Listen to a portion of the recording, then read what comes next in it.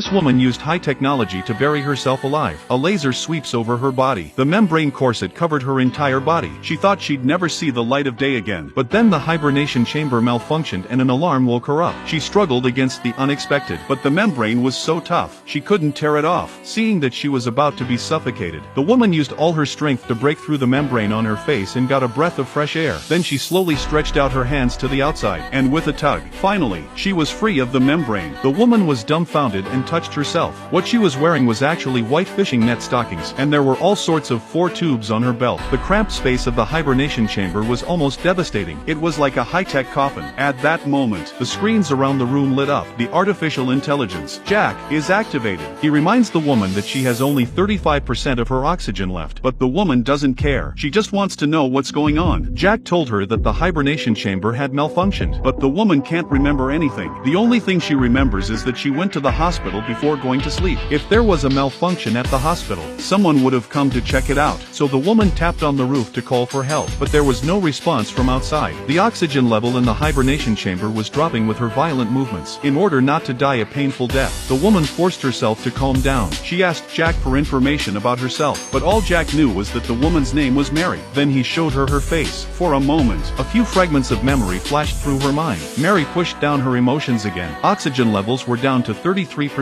She didn't have much time left. The most important thing now was to get out of there alive. Mary tried to get Jack to open the hibernation chamber, but he asked for the code. When she heard that, Mary was furious. She didn't even know who she was. How could she know the password? When Mary saw this, she could only change her mind. She dialed the police station, hoping to get them to come to the rescue, but with the limited information provided, the police couldn't pinpoint her location either. Mary looked around and sent the information about the manufacture of the dormant pod to the police. While the police were urgently checking, Mary used the DNA test to look up her identity on the internet. She realized that she was a professor, and a very famous one at that. Then why she was locked up here is very intriguing. It wasn't long before the police found the manufacturer of the dormant pods, but the one Mary was in had been destroyed 3 years ago. There was no record of its use. The news caused Mary to collapse on the spot, and her blood pressure and heart rate went through the roof. The police kept comforting her, trying to control Mary's emotions, but before he could finish, the phone disconnected. Mary realized she was about to die of asphyxiation and cried out in despair. The oxygen in the hibernation chamber plummeted again. Jack judged that there was no chance for Mary to survive. Directly popped out the syringe, ready to send her happily to heaven.